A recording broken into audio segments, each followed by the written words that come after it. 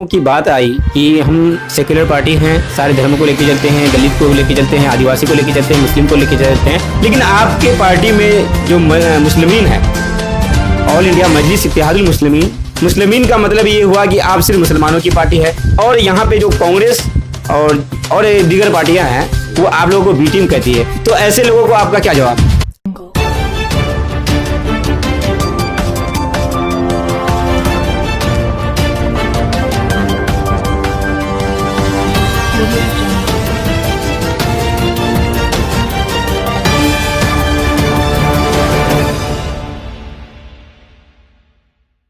अस्सलाम वालेकुम, नमस्कार, आदाब। मैं आपका दोस्त रियाज राही और आप लोग देख रहे हैं आपका अपना चैनल अपना गांव। दोस्तों, जैसा कि आप लोगों को पता है, अपना गांव में आजकल चुनावी माहौल को लेकर के लोगों से, खास करके प्रत्याशी जो होते हैं और प्रतिनिधि जो होते हैं, उन लोगों से तीखे सवालात किए जाते हैं। तो आज हमारे साथ हैं हमारे खास मेहमान। राजनीति की जो दुनिया है तो वो मतलब ये है कि हम आए नहीं हैं, बल्कि हमको लाया गया है, क्योंकि हम ये अवामी और लोगों के खादिम हैं और ख़िदमत का काम शुरू से ही करते चले आ रहे हैं और ख़िदमत ही करने का एक जज्बा है। जब खिदमत का काम लोगों का करना शुरू किया तो लोगों ने इस बात पे तजवीज़ की, लोगों का इरादा हुआ कि नहीं, आप जैसे लोगों को राजनीति में आना चाहिए। तो हमने भी इरादा किया कि नहीं, इंशाअल्लाह हम जैसे दिलो जान से लोगों की खिदमत करते हैं, उसी जज्बे के साथ हम राजनीति की दुनिया में कदम रखें और वही इरादा और वही तमन्ना लेके हम राजनीति में आए हैं। और राजनीति में आने के बाद हमारे दिल में जो जज्बा है, हमारे दिल में जो इरादा है, हमारे दिल में जो तमन्नाएं जो गूंज रही हैं, वो ख़ास तौर से ये है कि अमूर विधानसभा की बदहाली। दोस्तों, सवालों का सिलसिला जारी रहेगा, लेकिन उससे पहले मैं कहना चाहूँगा, अगर हमारे चैनल में नए हैं तो चैनल को सब्सक्राइब करें, बेल आइकन को दबा दें और वीडियो को ज़्यादा से ज़्यादा शेयर करें। सर, सबसे बड़ी बात यह है कि इससे पहले आप सुनने में आ रहा है कि आप बिजनेसमैन थे और बिजनेस कर रहे हैं, तो आप राजनीति में क्यों आए? क्यों मौजूदा विधायक अपने कामों को लेकर के विफल है? देखिए, अमूर विधानसभा बहुत ही बिछड़ापन हो गया। बिछड़ापन इसलिए हुआ, उसका जिम्मेदार हम लोग यहाँ के विधायक को ही ठहरा रहे हैं। उसकी वजह यह है कि सालों गुजर गए, लोगों ने कभी कांग्रेस पे भरोसा किया, लोगों ने और भी दीगर पार्टियों पे भरोसा किया। बहुत दिनों तक लोगों की ये अरमानें रहीं, लोगों ने इरादा किया कि नहीं, हम आज इन पे भरोसा करेंगे, मेरा काम ये हो जाएगा, मेरे अमूर विधानसभा की बदहाली को फलाना विधायक दूर कर लेगा, फलाना विधायक दूर कर लेगा। लेकिन किसी से ये उम्मीदें पूरी नहीं हुई, जिसकी वजह से हम लोगों अमूर की विधानसभा की बदहाली को देखते हुए और हमारा हक जो छीना गया है, हमारा हक जो हमसे छीना गया, उसको पूरा करने का पूरा प्रयास करके उसको पूरा करने का इरादे के साथ हम लोग राजनीति की दुनिया में हम आए हैं। सर, आप विधायक जी को बदहाली का जिम्मेदार ठहरा रहे हैं, क्योंकि अभी जलील मस्तान साहब पहली बार नहीं है, छठा चरण चल रहा है, तो कहीं ना कहीं यहाँ की जो अवाम है उनको वोट देती है, तभी वो जितने का काम करते हैं। तो आप कैसे विधायक जी को आप ये कर सकते हैं, क्योंकि वो काम किए तभी तो उसको वोट मिला है? देखिए, अवाम के पास जो है कोई ऑप्शन नहीं था, अवाम के सामने में कोई ऐसा चेहरा नहीं आ रहा था जिसको अवाम चुने। आज MIM के रूप में एक ऐसे प्रत्याशी की ज़रूरत थी जिसको आवाम बहुत दिनों से चाह रही थी कि कोई एक नया चेहरा आए जिसको हम लोग चुने। और हम आज जो इस इरादे को लेके आए हैं तो लोगों की एक अरमान लेके आए हैं, लोगों के बिछड़ेपन को दूर करने के लिए एक उम्मीद लेके आए हैं और बहुत बड़ा एक मुसम्मम इरादे के साथ में हम अमूर विधानसभा की जनता के बीच में आए हैं। अब जनता के हाथ में ये फैसला है, जनता जो है जनार्दन है, जनता जिसको चाहती है उसको लाती है, जनता जिसको चाहेगी उसको चुनेगी। लेकिन अमूर विधानसभा की जनता से मैं ये बहुत ही मुद्दबाना गुजारिश करूंगा, अपील करूंगा कि जनता जो है इस बार MIM को मौका दे। सर, आप राजनीति में आए, इसका मकसद तो आप बता दिए, लेकिन जब राजनीति में आदमी जब आता है तो चाहे तो वो RJD चुनता है या फिर भाजपा चुनता है या फिर कांग्रेस चुनता है, लेकिन आप ऑल इंडिया मजलिस इत्तेहादुल मुस्लिमीन क्यों चुने, इसको बताइए। देखिए, ऐसा है कि जितनी भी पार्टियां यहाँ पे आई, हिंदुस्तान जब से आज़ाद हुआ, हिंदुस्तान आज़ाद होने के बाद से लोगों ने RJD का भी साथ दिया, लोगों ने JDU का भी साथ दिया, लोगों ने कांग्रेस को भी चुना, लोगों ने सारे विधायक देखे, सारे दलों को देखा, सारे दलों का साथ दिया, सारे दलों को वोट दिया, सारे दलों के सहयोग में पेश रहे। लेकिन MIM एक उम्मीद बन के अमूर विधानसभा के बीच में आई है और वो पार्टी, एक MIM वो पार्टी है जो लोगों की एक मतलब यह है कि एक उम्मीद की एक घड़ी, उम्मीद की एक किरण बन के बीच में आई है। उस उम्मीद पे लोगों को उतरना है और लोग उतरना चाहते हैं, और इसीलिए हमने भी इरादा किया कि नहीं, हमें MIM को ही चुनना चाहिए। की बात आई कि हम सेक्युलर पार्टी हैं, सारे धर्मों को लेके चलते हैं, दलित को लेके चलते हैं, आदिवासी को लेके चलते हैं, मुस्लिम को लेके चलते हैं, लेकिन आपके पार्टी में जो मुस्लिमीन है, ऑल इंडिया मजलिस इत्तेहादुल मुस्लिमीन, मुस्लिमीन का मतलब ये हुआ कि आप सिर्फ मुसलमानों की पार्टी है, और यहाँ पे जो कांग्रेस और दीगर पार्टियां हैं वो आप लोगों को बी टीम कहती है। तो ऐसे लोगों को आपका क्या जवाब है? देखिए, ऐसा है, मजलिस इत्तेहादुल मुस्लिमीन एक नाम है, हमको नाम की तरफ नहीं जाना चाहिए, हमें काम की तरफ बढ़ना चाहिए।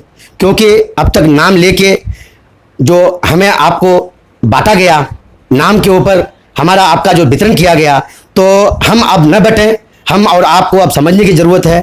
हमें और आपको अब उस तरफ नहीं जाना है जिस तरफ और पार्टियों ने हमें आपको बांटा है और बांटने का काम किया, और बांट के हमें आपसे वोट लेके उन्होंने अपनी जो राजनीति चमकाने की कोशिश की है, हमें उस तरफ नहीं जाना चाहिए। हमें इस तरफ जाना चाहिए कि MIM इस बात का इकरार करती है और इस बात को मानती है कि नहीं, हम और आप उस धारे की तरफ चलेंगे, उस तरफ चलेंगे जो अंबेडकर के बनाए हुए कानून है, अंबेडकर के बनाए हुए जो रास्ते हैं, अंबेडकर ने जिस कानून को लिखा था उस कानून के लिखत के ऊपर हम लोग चलेंगे। और इंशाअल्लाह हम और आप नहीं बल्कि पूरा हिंदुस्तान इस चीज़ को मानता है कि MIM उस चीज़ पे नहीं चल रही है जिस चीज़ पे लोगों की बांटने का सोच है। हम MIM का बांटने का कोई सोच नहीं है, और इस चीज़ को हम रिजेक्ट करते हैं। जो अगर MIM के बारे में इस चीज़ को कहे कि नहीं, ये इत्तेहादुल मुस्लिमीन है, ये एक B टीम है, ये C टीम है, देखिए हमें ज़माने में इल्ज़ाम हमारे ऊपर लगे हैं, लेकिन हमने हमेशा बिछड़ों का आंसू पोंछने का काम किया है। सर, एक सवाल ये भी है कि आप पार्टी में कब ज्वाइन हुए और पार्टी के लिए आपने अभी तक क्या किया है, कितने संगठन बनाए हैं